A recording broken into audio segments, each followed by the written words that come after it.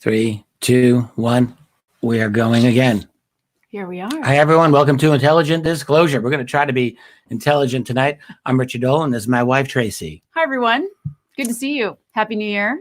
Yeah. Didn't we do this? Did we do this after the New Year? We did not. We did it New Year's Eve. You guys, a lot of you were here with us on New Year's Eve. We didn't do one last week? No, because we were in LA. Yeah, it was a secret mission. It was a secret mission. Need to know basis. Part of it was a secret mission and part of it wasn't. So we want to talk briefly about the part that we can talk about? Yeah. We had a fun time. We wanted to the, I know I'm going to catch it for this one. I can tell it right now. But we were in the writer's room for 2 days with the people at Project Blue Book. Yeah, that's those guys. So I can tell already, like, people are like, they fictionalize all the UFO cases. How could you be part of that? It's like, hey, I can't really control what they do. They are a TV show. Right. And so there's that whole part of it. Well, let's just remember, David O'Leary, the creator of the show, is a huge, huge UFO fan. So it's coming from a place of love for the UFO community, right? I would say definitely true. Yeah. Mm-hmm. Yeah. But I mean, it's TV. So, in order to get another season, you have to dramatize. And this was always, I think, the angle of the show. But we can say that we also saw a sneak peek of a couple of the episodes that are about to air. For season 2, correct. Yeah. Yeah. They actually, they do a fine job. Yeah. And I'm just going to go on the record and say it's really that. Good. Look, it's fictionalized, so you got to take that for what it is. But I will just say, like, the writers, that's Sean Jablonski and David, who are really the leaders, but they've got other fantastic people on board. Yeah. Wouldn't you agree? They're dedicated. They really want to do a good job. Yes, they absolutely do. Yeah. Super talented, and they're great people. So if you didn't give it a chance last year, I think from what we saw, I'd give it a chance this year. Yeah. I agree. And, we got a peek at the 3rd season. We were really talking about that and looking at their season arc. Looks good. And I gave my opinions on every subject that they had there. And I do believe that, they'll take what they can take. They won't take what they can't take. And you sat in on the meetings as well, and you had a few things to say. So that's how it is. That was fun. That was actually the not so secret part of what we did. But we can't really talk about anything else right now. No, we have to be mysterious, which people hate. Sorry that we even mentioned it. But I just want to say this. I think that people who are in this community will really appreciate all of the different things that they're trying to touch upon. If you think of it in that way, they're trying to cover off a lot of things that are important to us. We're still on Blue Book here. I'm talking about Blue Book. Yeah. So anyhow, so that's it. It just to say, it comes out January 21st on History Channel. So you remembered. Yeah, I remember. I did not remember. Well, I thought it. You know what? When we saw it, it looks even better than last time. It really is. I was really impressed. They should have you on Blue Book. Ratings would go through the roof. I'm serious. Forget the Russian spy. You got her beat by a mile. I'm just saying. Okay, let's change the subject. All right. I'm still waiting for them to bring me in for the action scenes for the Hynek character. I'm like, dudes, put me in. You I can take down Aiden's stunt double? I'll be a stunt double. What you're saying? They need to take someone down with a good right cross or a judo chop. You're volunteering? Judo chops were really effective back in those days. I just want to point this out. You look at any old episode of Star Trek, and Kirk had that thing nailed with the judo chops and the rolls. I could see you on the do that. Yeah. Easily. I'm just saying, I got that all day. Well, anyhow, let's put it on record. Richard is volunteering to be Aiden's stunt double. Why not? I'll teach him a few things about how to deliver his lines. I feel like I've got that whole thing. You've got something to teach him. I believe so. The Game of Thrones star. I would say with the spirit of brotherly love, like I would, but yes, I could teach him a few things. Oh, right. Pretty sure about that. Okay. Learn from the best, kids. That's what I would say. I did theater in college, so there you go. Okay. So that's my expertise. That should suffice. Yeah. So I'm just saying. I'm sure you could knock him out of first place there. No problem. All right, so how about we do something serious now and talk about a really interesting case? Before, one more announcement. I just want to tell people, because so many people have written in and asked us this. Are we going to contact in the desert? Oh, right. As of yesterday, the answer is yes. We are officially going to contact in the desert. So for those of you who've been writing in, thanks for your patience. We just had to sort through a couple things. I just wanted to make those people wait. Right. Hold it over them. Not really. I'm not that much of a jerk. A little bit, but no, we just had a few things we had to sort out in terms of calendar, and we will be there. Did. And it'll be fine. That's Palm Springs, as most of you know. And there you go. Yes. Now, so we're going to get into tonight's case. I'm going to badger someone who said, I'm going to try to watch this. The JFK stuff turned me off. I'm like, what? By the way, on our website, I just put out episode 6 of the JFK sessions. If the JFK stuff turns you off, then I don't know what to say about you.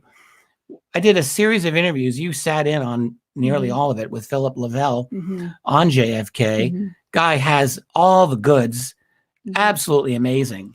Well, I mean, if it's not your bag, it's not your bag, right? If it's not your thing. But I mean, I wouldn't throw the baby out with the bathwater here, but that's just one area that you're interested in. So it's an amazing series of discussions, and all of those will become available on YouTube as well. I think we're up to episode 4 on YouTube publicly. 5 and 6 are on our website.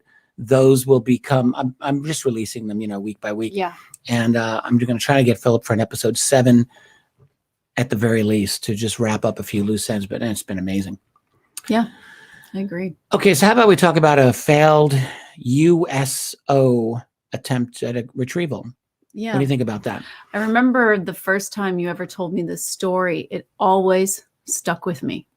Yeah. And I'm not the only person it always stuck with. It also stuck with Serena Wright Taylor. Yeah, we'll talk about that later. Well, she's the producer of Conscious Life Expo, and she also is a UFO researcher, and she does a lecture on organic UFOs and multidimensional beings. Yep.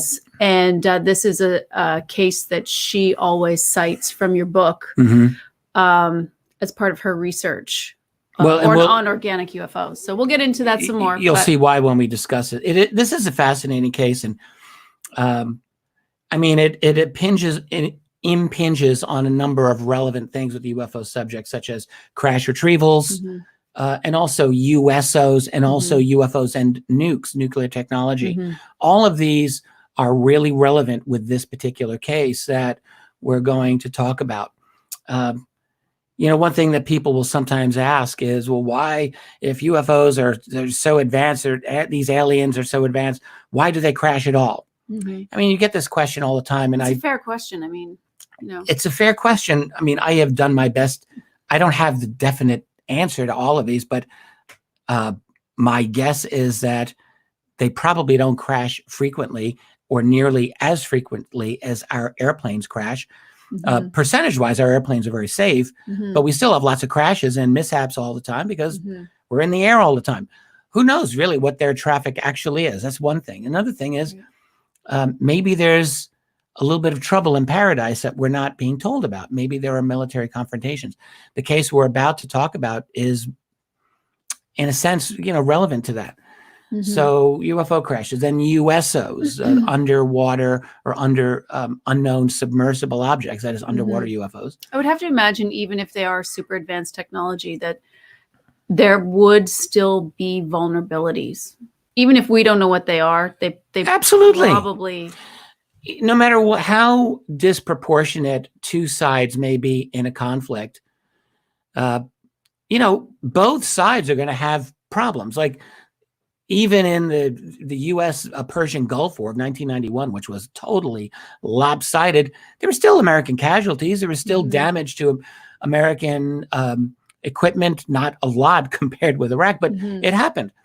With any lopsided encounter, there's still always a threat to the dominant force. And that could certainly be with these beings and objects as well.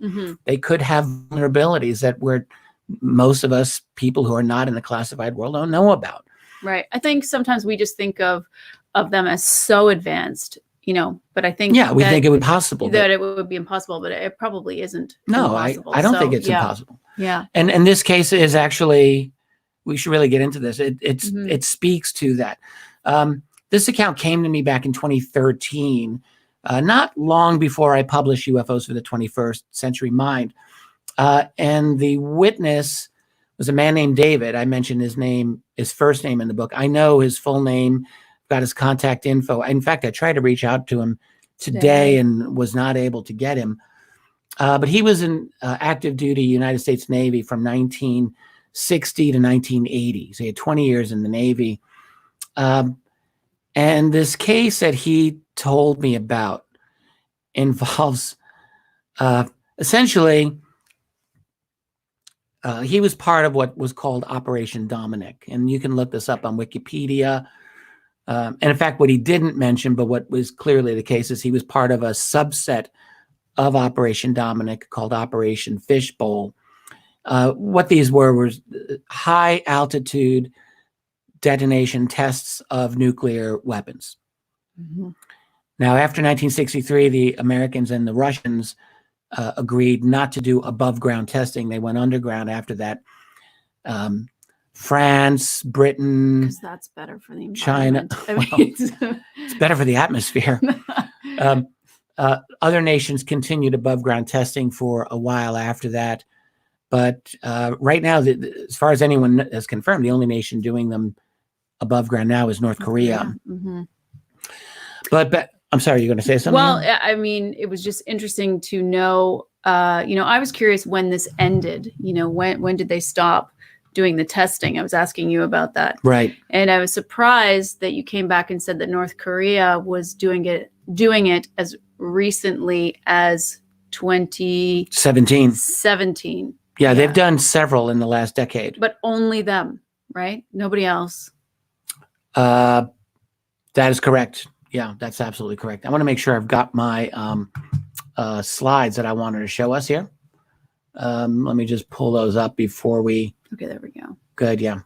So when we want to show those, we've got a couple of images here that'll be, I think, useful for folks. Anyway, back to, the nukes. So during the 1950s and 60s particularly, the U.S. and the Russians detonated hundreds and hundreds of powerful, high-yield nuclear weapons in the atmosphere. I mean, we talk about all kinds of environmental problems that we're dealing with today. I haven't heard anyone talk about the environmental effects, or very few people talk about the environmental effects of all of those nuclear detonations. From 1945 to 1990, the late 90s, there were over 2,000 detonations. I had no idea. Richard showed me this incredible video that was made. In fact, here, let me do a screen share of this now. I wish we could play the video for you, but it would really be worth looking it up because it's really shocking to see this in visual format. It is a YouTube video.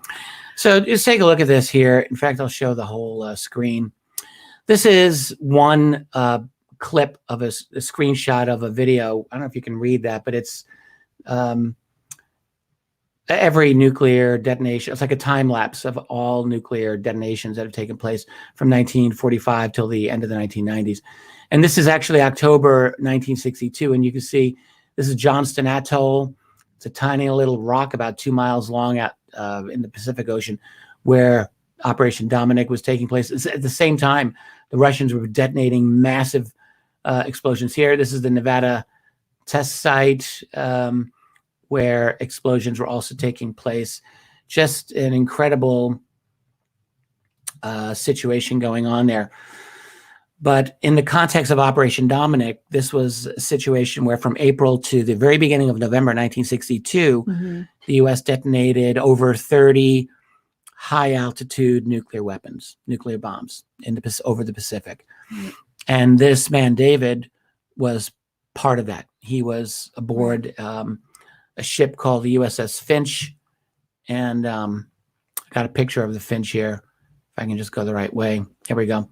I'll share this screen. This is a destroyer class escort ship. And We're talking early 1960s here. So David, at that point, had been promoted to seaman, and he's aboard the Finch during this whole thing. So let me just think here. I was going to talk about the nuclear bombs, but we really kind of did that already. So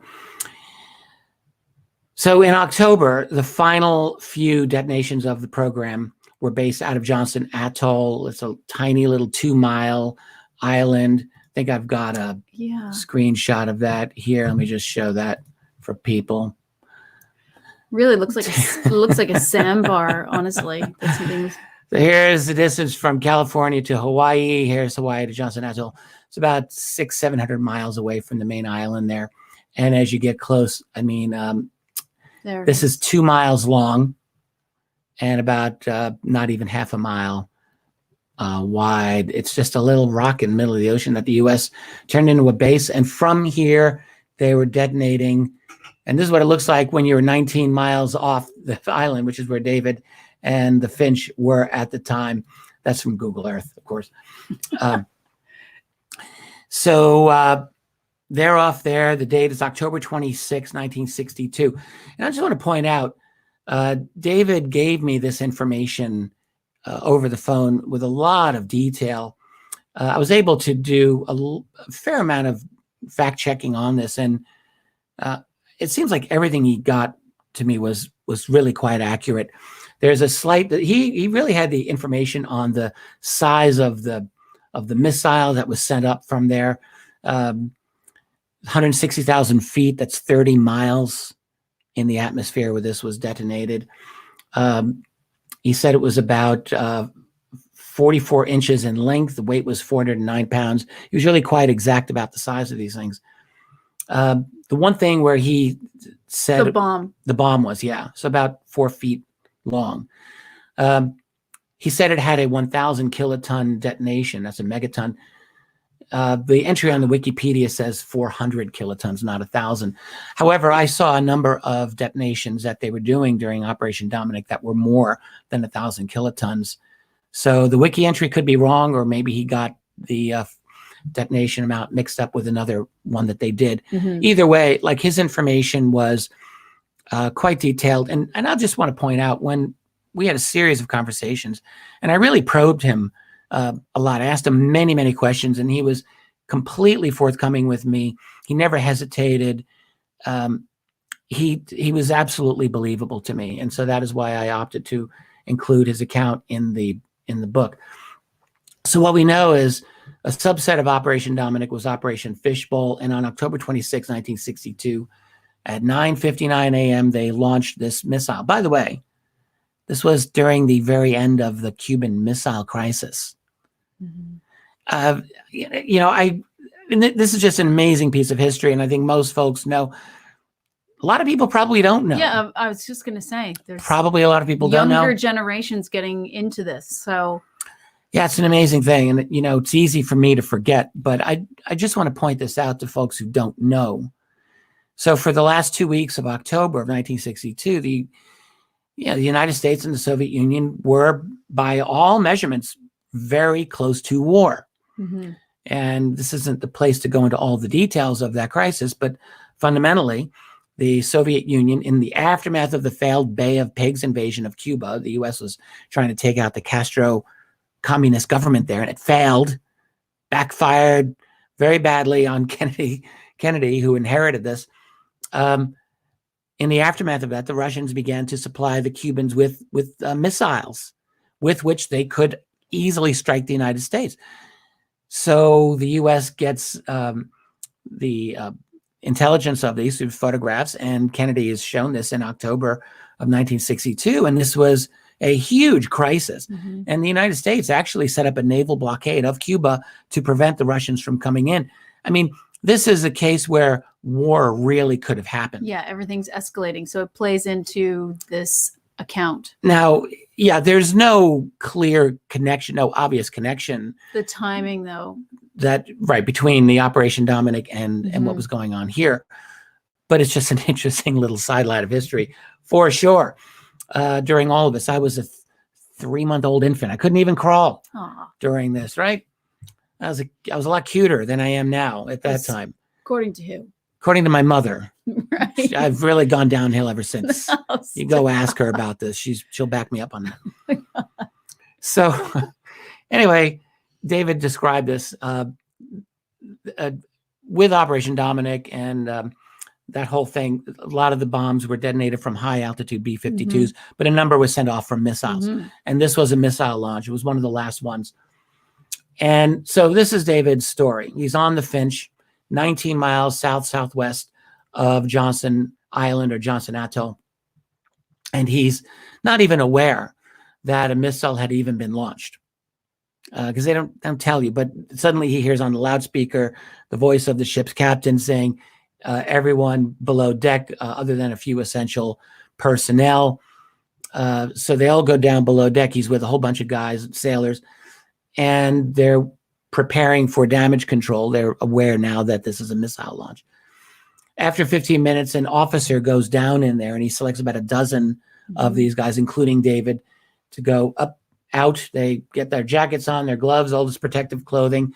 They're on the starboard side of the ship and they're getting slammed by the sea spray, which is coming at them like a wall, he described it as. And they're ordered to look directly forward toward the horizon, and they were not allowed to have any conversation. So after some time, I don't know how long, the officer in charge orders them to look 10 degrees off the starboard bow. Now, you have more experience in the water than I do. Their starboard, the bow is the front of the ship. So I assume he may look left. That's what I thought they were supposed to look to the stern. Well, according to what he said to me, they had to look to the starboard bow. Okay. So I think they just mean the right side of the ship. They're on the right side of the ship. Okay. And so bow. I'm assuming they had to look left. Okay. So at this point, this is a direct quote from David. I wrote this entire thing down. He said to me, lo and behold, what appeared in the sky, what I saw was a huge cigar-shaped object coming toward us at 10 degrees and about 15 to 20 degrees off the horizon. It looked like it was 2 football fields in length. It appeared to have some kind of blue glow at the stern, at its rear, as it was moving past us at a moderate rate. My judgment is that it had to be traveling at least 400 miles per hour. When it reached directly in front of us, it picked up speed. It just went from there to gone. That was how he put it, from there to gone. So who knows how fast it was. So the way he described this, and I remember this quite well, and I reviewed my notes on this earlier today. I have my raw notes. I still got them all. Yeah. But the object was moving very horizontally, pretty close to the water, the way he described it. And he noticed what he couldn't really tell if there was a wisp of smoke behind this object or not. Possibly. Now, that would be interesting. But he wasn't really sure if it was smoke. So that was his entire observation of the whole event. Okay. But that's not the end of what he learned that day. Did you want to jump in and say something? Well, I'm wondering if I'll just leave it until we see the illustration that Serena's husband. We're not up to that yet. Okay. I kind of want to, I'll wait till we are looking at this representation to bring this up. Yeah, great. So at this point, this is all he knows. Now, he said that he was doing a cross-train with the radar group. And later that day, he is with the radar guys. And he's, First of all, I just want to say, like, how crazy would that be? Like to see something that large. Right. Skimming the water, 2 football fields going in front of you, and you're not allowed to talk to each other. And clearly they knew this was coming because they weren't allowed to, like, just. It's vastly larger. Try to imagine that for a second. Their ship easily could fit on that, like, no problem at all. No problem. It's massive. Okay, so go on. So he goes with the radar guys, and they're all talking about the UFO that they had been tracking during the test. Right. So this was seen visually and on radar. And on radar, according to what he said. So according to what he learned from them, they tracked this as a huge object. So that kind of corresponds with his visual sighting. It was a huge object with a very large heat signature. Right. So they said that the object had gone into the ocean. Mm-hmm. And they mentioned to him that pilots of several aircraft had seen it go into the water. And I should mention, by the way, the Navy did have their own aircraft up in the air. And according to David, there was a little bit of worry that one of the aircraft could have been damaged. I mean, the fact is, if any of them had been close enough to the blast, they'd have just gone straight into the ocean. Right. But anyway, there was no damage to any U.S. military. But pilots did actually see this. Pilots saw this object go into the ocean. Yeah, they saw it on a trajectory. So no one really knew for sure, but they were guessing that it was the high altitude detonation that caused it to go down. Now, here's the thing. He said to me, he said, look, throughout my time there, I mean, we were seeing UFOs and USOs all the time. Yeah. And this is really key. He said, during this series of tests, it was the norm for radar people to detect massive numbers of these bogies in the sky. Mm-hmm. And inevitably, they would disappear just before the detonation. Right. Except probably this one, which this is presumably what brought it down. So the radar guys didn't really know for sure, but they were guessing is probably the detonation. And obviously it wasn't an act of hostility. This had been a scheduled event, but there you go. So anyway, after all of this, after he talks to the radar people, and the other thing that they said is they knew where it went down, and they had at least one ship on its way. It sounded like more than one. Yeah. I think more than one. At least one ship going to the location to investigate and who knows, maybe acquire this object. Right, exactly. So that's all that he knew from the radar people. So they knew where it went down. Right. And they were trying to get to it. Right. So he gets debriefed after this, not long after this. They got a security officer who boarded the Finch he said Pearl Harbor. So in the aftermath of this, he's ordered to sign a secrecy agreement. You can't talk about this for 20 years. Interesting, 20 years. 20 years, or you go to prison and, all of that stuff. So, one of the things he said, like there were bogies constantly in the sky above, but also he discussed these USOs, and he said these actually scared the hell out of the guys on the ship frequently. They would see, and you hear about this all the time. Where's do we have our Ivan Sanderson book there, or maybe we'll mention that a little later. This is my beat up copy of Invisible Residence, classic by the great writer Ivan T. Sanderson. If you really want a well-written UFO classic, you could not do better than that book. But that's a book about underwater UFOs or USOs, and he was really the first major researcher of that phenomenon. He starts it out with a punch. Maybe we'll bring that up after. Yeah, we can.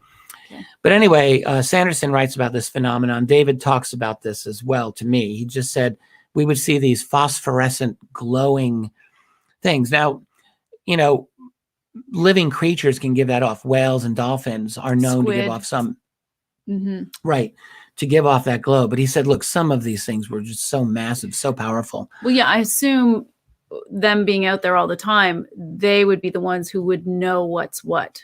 They would know where this glow comes from. They would know the times of the year, because there are times of the year where this happens more often. Right. And what he said is like some of these glows were enormous. I mean, vastly larger than any whale could possibly give off. So that was one thing. He mentioned one time there was this event below the water that caused a swell in the water. That apparently this was not a natural thing. It was something below. Go on. I was just going to say it really is reminiscent, because I read it as well, of the account of Commander David Fravor and what he was seeing at the bottom. It's a similar Right, it's kind churling up of the description. water. Yeah. Well, quite possibly. But in this case, the swell was so severe that, according to David, it nearly capsized or tilted the ship dramatically.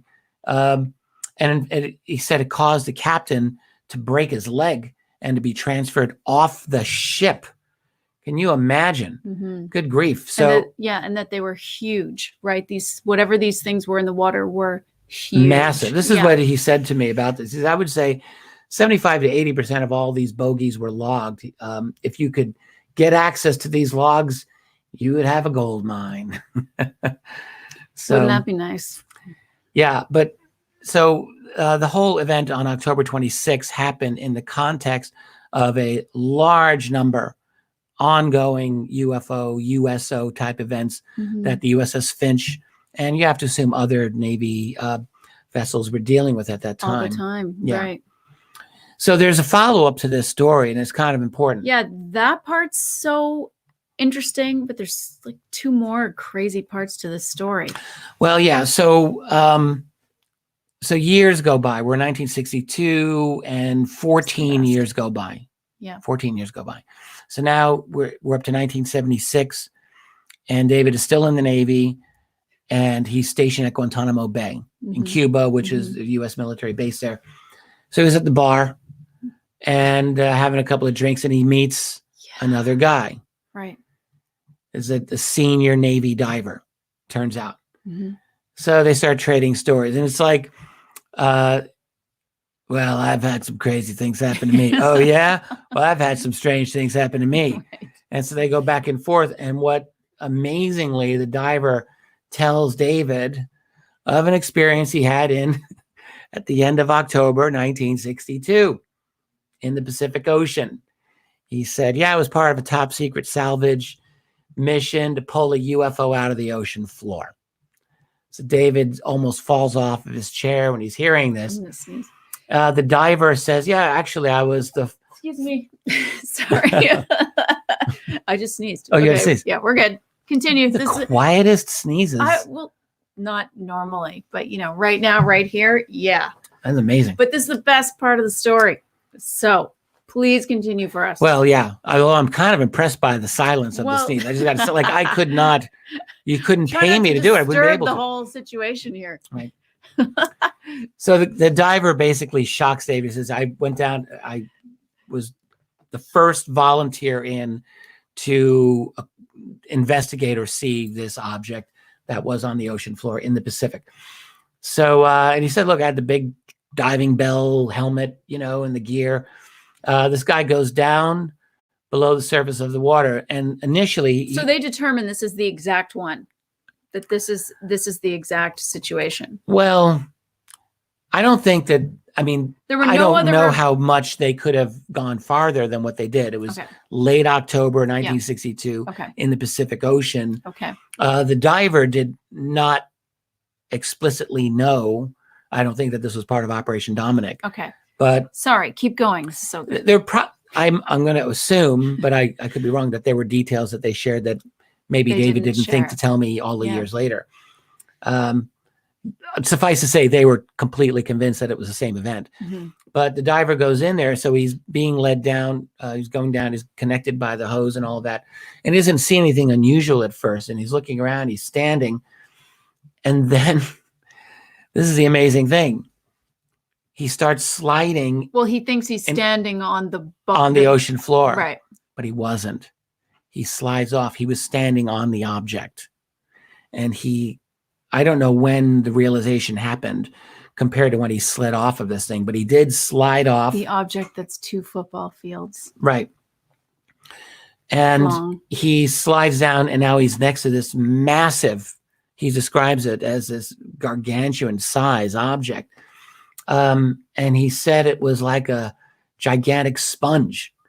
And it had all of these organic looking components. This is why Serena Wright Taylor is so interested in this particular case. If she's interested in organic UFOs, this thing looked organic. And in fact, he described it. We're going to show a picture in a moment, a painting by Serena's husband, Douglas Taylor. It's really quite nice. It doesn't show the size quite right, but nonetheless, it's cool.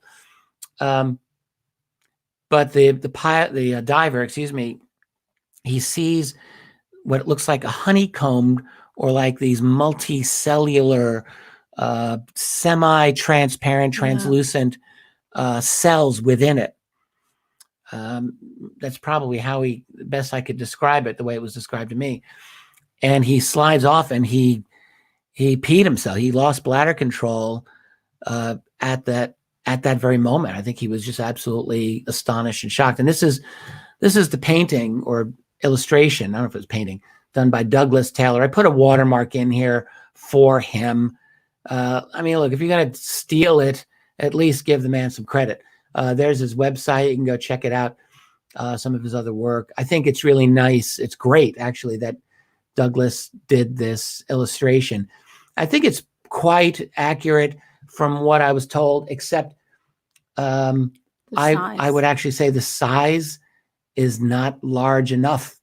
It's not a criticism. It's a good illustration.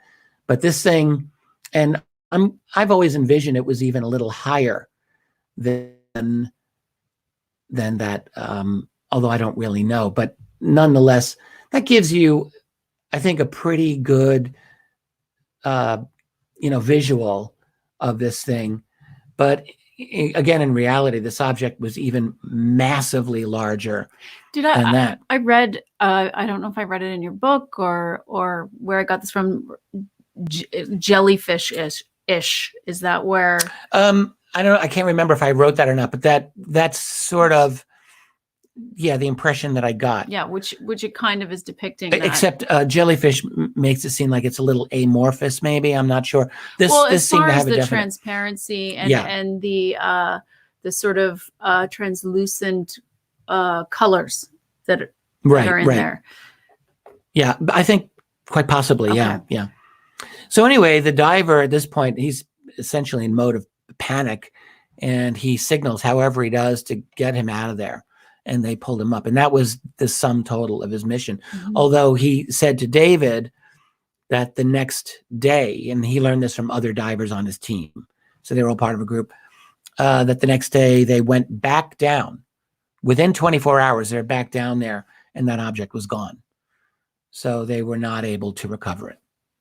Wow. Now, there are other cases in UFO history. In fact, back in the 60s, there's the famous case of Canadian case, Shag Harbor, where off the coast in eastern Canada, witnesses saw something come down, right, into the water. People wondered if it was a crash, a plane crashing or so forth, but it doesn't appear to have been that. There's no record of that. There was an object below the water. The U.S. and the Canadian Navy were there. The Soviet Navy was just back away, looking at the whole thing from their point of view. And according to Chris Stiles, the main investigator, Chris and Don Ledger are the two guys who looked into this. I can't remember which one got the witness, but they spoke to a witness who said, like several days later, they saw the object come out of the water and take off, and that was the end of it. So Shag Harbor was another failed crash retrieval. Even if people found it hard to believe that something went underwater there, it was the reaction of the Navy. In both cases, the Navy's like, we're going to get this. Is indicating that something has happened. Something very significant has happened there. And if you ever want any evidence or reason to think, why is the Navy so interested in UFOs? Well, these are some reasons right here. Yeah. 75% of the Earth is covered by water. The U.S. Navy is by far the world's dominant Navy. Absolutely. They rule the seas. And so if something goes down in the water, U.S. Navy is the first one and the only one, inevitably, or most likely is going to be there. I mean, yes, the Russians have a Navy and other nations have a Navy, but the U.S. is so far ahead of other nations in terms of the Navy. So, yeah, of course they're going to be interested in the UFO phenomenon. Of course they're going to have massive UFO files, potentially more than the Air Force, for all we know. Now, I have a question about the actual craft, because you were looking into your raw notes. I was wondering if he said anything more about the actual craft, because what he didn't do was really describe it when it was outside. David didn't really describe it outside of the water when they saw it go by, as far as like, was it white? Was it solid? Was it, I was just wondering. I'm not sure if I got a color from him about it. I mean, we're talking a very fast moving object, and they said cigar shape, which is very really large. Kind of like these Tic Tacs, right? I would think, I was thinking of that as a different shape for a long time, but I'm starting to think more and more as I see depictions of these accounts, that they're really Tic Tac-ish, and they're almost like flying saucer without the dome. So we're starting to see more and more accounts of similar ones if we don't break it apart, And, I was looking into a lot of the UFO and nuke cases and reviewing them and seeing visual depictions, and they are recorded as different, under these different names, Tic Tac, cigar, blah, blah, blah. And they are really looking similar very, to what he's got, very similar. Yeah, so, I suspect that's true. I don't remember him telling me a color. I'm thinking of that, but it probably, if it was an unusual color, I would think he would have told me. Well, yeah, it would have been interesting if they were standing there and something that was 2 football fields goes by skimming the water, but it was translucent. Yeah, he didn't mention it being translucent in its description when he saw it. They said it was going really fast, but was it 400 miles per hour? 400, that was his estimate, but then no. Like you would have noticed if it was the color of a plane or. But it was in the process of crashing. Right. So it's coming down, and he did say it picked up speed after that, so who knows? Didn't I read somewhere there was a bluish hue? Did I read that? That he saw when it was going by? Possibly, something and I don't remember. So how about that? I'm pretty sure I saw that somewhere. I have to go over I don't think anyone else has interviewed this man. I think I'm the only one who's gotten to him. No. I would have read it in your notes. Yeah. But because I was particularly interested, I was just thinking when I was looking at the picture of it translucent underwater, I just thought I'm curious if they might change properties when they're underwater in a different environment. Yeah, I wonder. I Why was not? Just curious about totally that. Possible. We should mention with Serena, by the way, that she learned about this. I mean, she learned about it in my book, but she also, when she was with Orange County MUFON, I think she was doing a lecture. She was doing a lecture at Orange County MUFON. Yeah, and she met a man who I think knows David, who told her the same story. Right. I believe that's, we chatted with her about this, and I think that's what it was. Unless it's someone else who just knew about it independently. But the impression that I got is that, because I do know that David lives in Southern California, or at least did when I spoke with him. When she gave her talk at MUFON, someone came up to her afterwards and told her that the witness had been found. Oh, you haven't told this part of the story yet. Well, we'll get into it now. So I think that they got a couple of things. Another interesting part of the story. Right. There. So the diver friend, so David and the diver became pretty good friends, as you can imagine. Yeah. They hung out multiple times after this. They did. But the diver, the day before his retirement from the Navy, died. And he died by means of a bizarre electrocution in the shower. The way it was described is there was the cord was running. There's a conduit in the bathroom along the wall, and it had opened up in one area, and the man's ring touched the wire, and he was electrocuted and died. And David thought, well, good grief. He actually ended up researching instances in which this happened. Apparently, this was a major design flaw in some of the showers that the Navy designed. Kind of sounds like a freak accident, but David actually always believed it was murder. He always believed it was murder. And there was a very close friend of that diver, a young person, who died the next day. I didn't mention this in the book. The next day, his best buddy It was like a son to this guy. Like they were like a father and son in that level of closeness. And they were deeply interested in the UFO phenomenon. In fact, the young guy died in what seemed like a very freak accident as well. And wasn't it that the diver was had said, I think this came from the report from Serena. I can't remember if it came from her. Right. The friend of the diver had said that he stated he was going to write a book on this. Right. I think then this happened right after. Yes. So the two of them, according to David, when I talked with him about this, those two were going to collaborate in some way and write about UFOs. Now, keep in mind, we're talking way back in the 70s. There was no internet. There was some information about UFOs, but much, much less. Mm-hmm. And so if you got two guys in the military, in the Navy, no less, who were going to write a book on UFOs, I mean, God knows what they were going to put in that book. Mm-hmm. And especially both died in freak what, accidents. What he had said they had seen the whole time, just that summer on the boat, right? Exactly. So this is where we're really at with the story. Like I couldn't.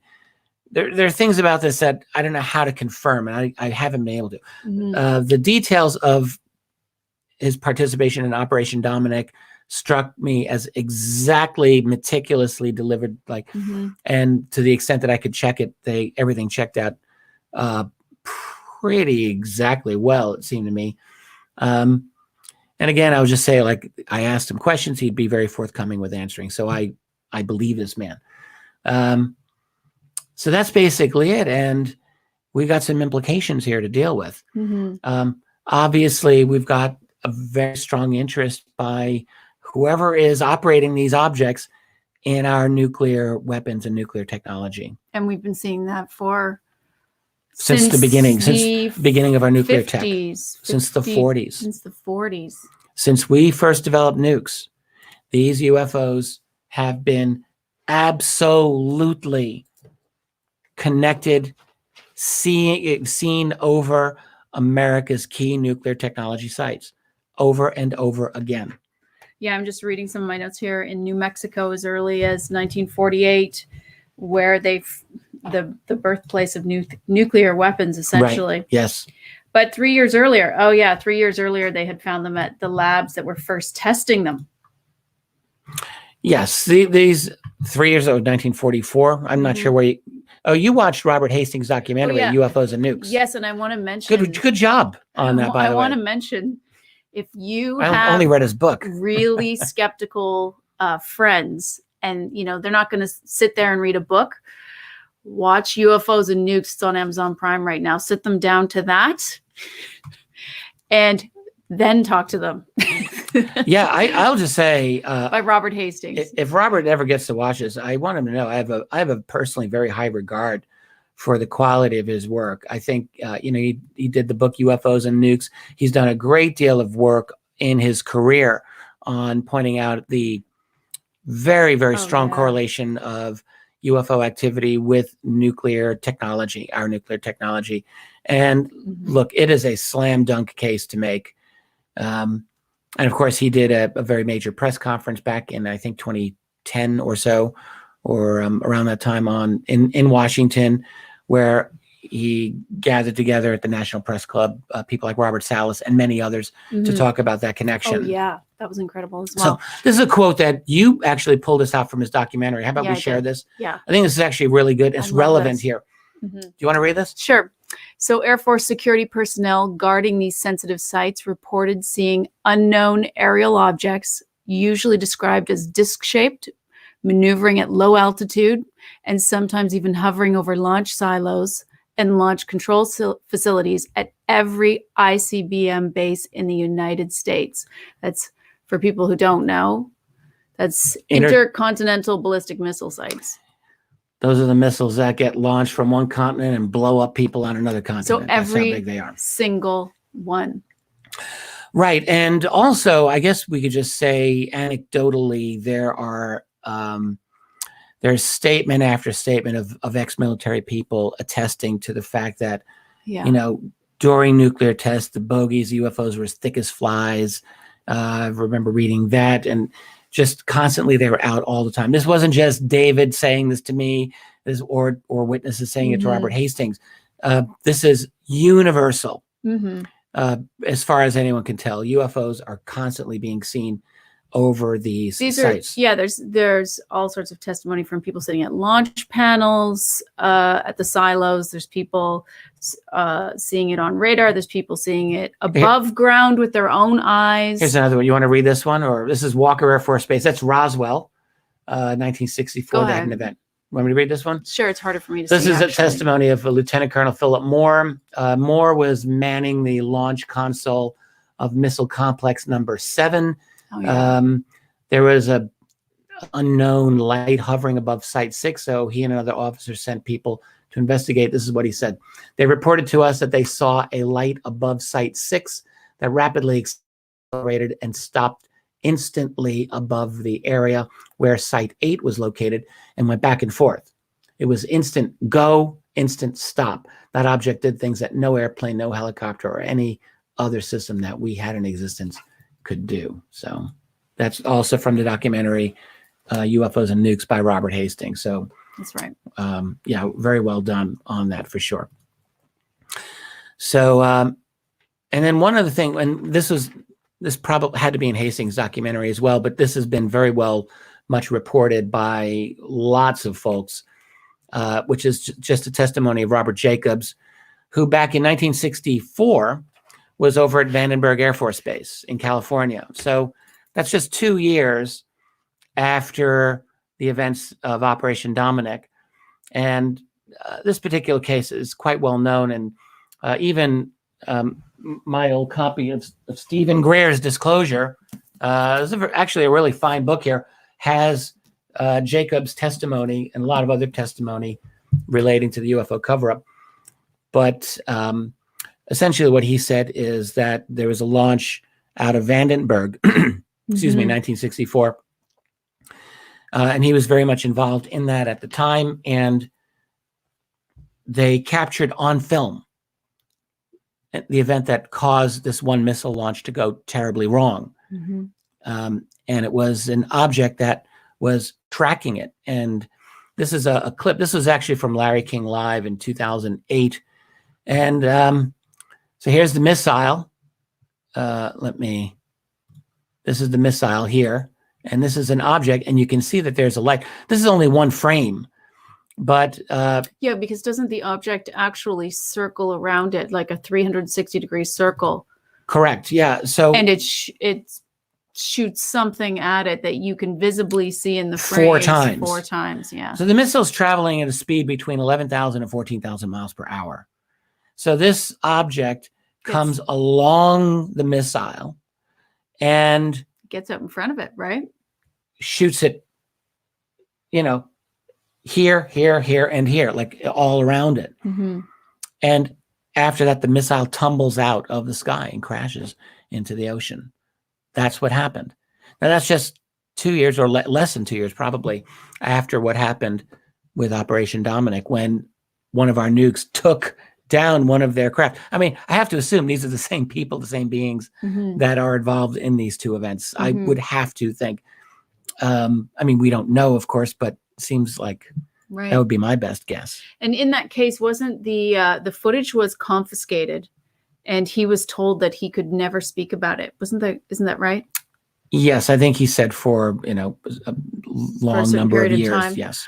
But I think something that was interesting about that was that even though they had confiscated it, he had gone through it frame by frame to actually see everything, every detail that happened. So a recreation of it was made, and this case was covered in the documentary that we were talking about, UFOs and Nukes by Robert Hastings. Again, you should watch it. Yeah, they did a nice recreation of it. Yeah, yeah, and he gives his testimony. So I don't really know if that thing that Larry King showed was the actual film. I've often wondered if that's just some kind of recreation as well, because I don't know how that original film ever saw the light of day. But however it is, I mean, Jacob's story has been very consistent all these years, and that's just another instance of this crazy phenomenon of these objects dealing with our nukes And then, of course, through the late 60s and through the 70s and beyond, actually, we have many confirmed cases of these objects engaging with our nuclear technology. Engaging nuclear technology, hovering for hours, like Loring Air Force Base in the 70s, over the weapons storage. There's cases in the 60s at Malmstrom Air Force Base in 1967, March. That was Robert Salas. Right. You talked about him, right? Oh, absolutely. I just want to say I saw a comment in the thing there against Stephen Greer. And look, all I'm going to say is like this book. This is actually a book that every researcher should have. It's just called Disclosure, and it's all it is simply military testimony about the reality of UFOs, and a really handy a book to have. So I would strongly recommend that book. There's personalities in this field can be very polarizing. Okay. And Stephen Greer knows as well as anyone that his personality polarizes many people. So I'm not saying anything that he wouldn't be surprised by, that he would be surprised by. But that book, that's a good book. And that's just all I'm going to say. That's a very good book. So I think that's everything. I think we got Operation Dominic pretty much. The UFO event. I don't know what else we really are able to say about it. Well, no, I was just saying that there's case after case after case and testimony after testimony of, these different shaped, cigar shaped or Tic Tac shaped, or they didn't usually call it that at the time. No, that's sort of a new term that's come up, but hovering over silos, turning off the nuclear weapons. It's nonstop. There's so many. Once you start to look into a couple of them, it is like a waterfall effect. There are so many people, and those are just the people, of course, that have reported it. Well, we've been doing this for about an hour. We were going to do a real quick show tonight. We say this every time. I was going to do a quick show. 30 minutes. I wanted to, but it did. We ended up. It's an hour, but I think we can probably wind this down. Yeah, we can. Well, it's such a good story. It's so interesting. It's so fascinating. It's fascinating. And, something else that I noticed, those guys, David, who was the observer, seaman, and the diver, when they got together, they talked about how they were plagued by nightmares of beings. That's right. Right? Right. Yeah, those are in my actual notes. I didn't write about that in the book. In the book you mentioned it, but I was wondering if you remember from talking to him, if they elaborated on that. Yeah, well, what I do know for sure that the diver was really bothered by his event. Yeah, it actually, I would say it traumatized him. Yeah. And he would talk to David about nightmares that he would recurringly have about alien beings and so on. Like this really got to him. This got inside him. But David too, I think, was really disturbed by the phenomenon. I mean, just imagine, you're out there in the middle of nowhere. I mean, most people don't do what Navy people do. They're out there completely dealing with a part of the world that no one ever deals with, the middle of the oceans. You're all alone.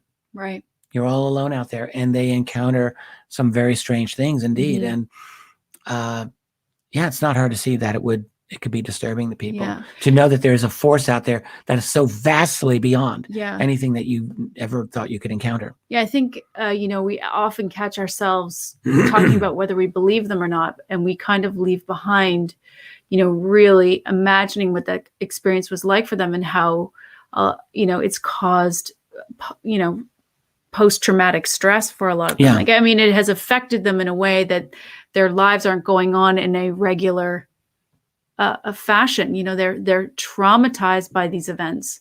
So I always think it's a good reminder, because it's hard for us if we haven't seen them like that, something the size of 2 football fields. Right. I mean, there are UFO accounts that describe objects that large, but that's huge. And also, I can't remember if you said this, but the diver actually pushed his hand through. Correct. Penetrated the ship. That's right. That's right. Yeah, I should have mentioned that. His hand went through the object. Yeah. So this was not a normal, ordinary biological organism. I mean, first of all, if it was, it was massive, and there's nothing that we know of that's that big anyway. But yeah, it was like this downed craft that was translucent and organic looking, and he was able to get his hand through that. Yeah, I had written this question. I'm glad you remember that. Well, I mean, I was just thinking about that. Do you recall him David saying what the diver said that felt like, or any more details about that? I mean, not really. Not really. Yeah, I don't think he told me. So, you have something else that you want to read? I just wanted to check because I had a few questions. No, well, we covered it all. Covered it all.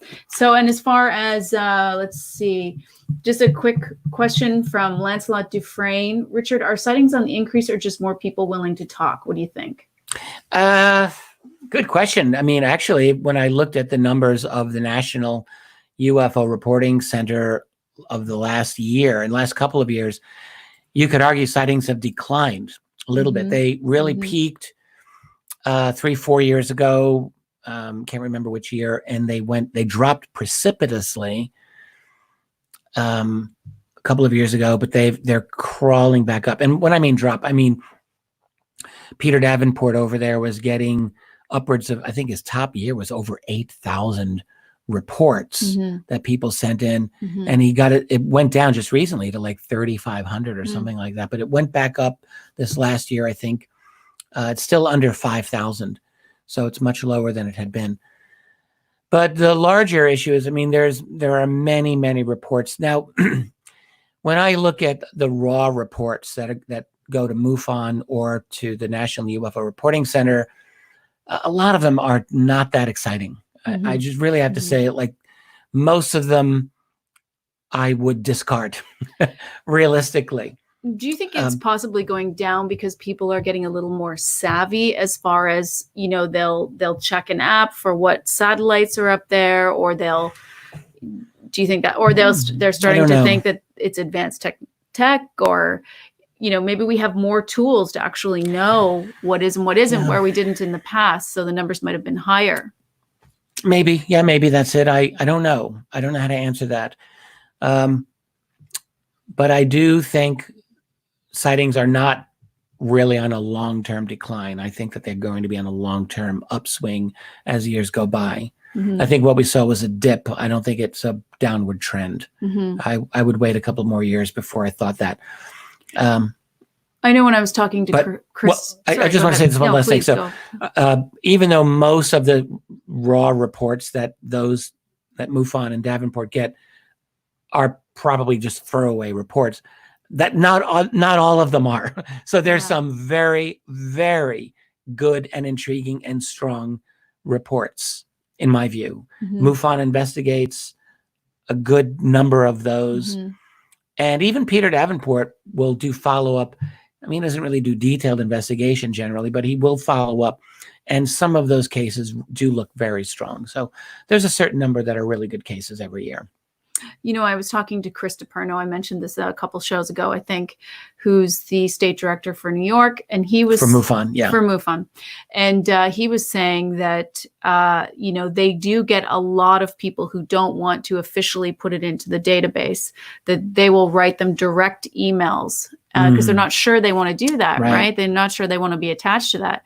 But he said there is a very large number of people kind of doing it that way. So again, we have all these numbers that are all these people who are not reporting. And then that also, for a lot of people, probably doesn't account for a lot that is happening at night, because people might write it off as sleep paralysis, part of the hypnagogic state, a dream. Sure. And are less likely to report that, when abduction researchers like John Mack showed that, a huge majority of some serious cases are happening in nighttime and in dreams. So there's another little variable off to the side to sort of consider as well, things happening at night that might not be reported. So, but I think we got to wrap it up. Yeah, I think so. Yeah. Well, this has been great. I'm glad we got to talk about this case. Shout out to Serena Wright Taylor and her husband Douglas for contributing, especially that artwork. Douglas, thank you. Shout out to the chat family, as always. To the chat family. Yeah, and we've been dealing with this phenomenon for many, many years. And for those people who just want to say, well, it's all black budget, highly advanced tech, you tell me what the hell that thing was that went down over Operation Dominic and what that recovery was all about, or what any number of other cases of these objects that have clearly been recovered and studied with great attention. So, well, it's 60 years later, and we still don't have any technology that resembles what they were reporting in the 60s. Not at all. Not even close. Not even close. No. So, and again, if you haven't seen it and you have skeptics in the family, watch UFOs and Nukes. It's on Amazon Prime right now, and then talk to them. Good advice. It's so good advice. I will probably do that with my own relatives now that I just watched it. I've always wanted to. So good endorsement. Robert Hastings, are you listening? Absolutely. All right. Well, everyone, thank you very much for joining us. We will catch you next time. Yes, I think we got everything. Let's keep fighting the good fight. All right, Later. everyone. Have a great night. Bye. Bye.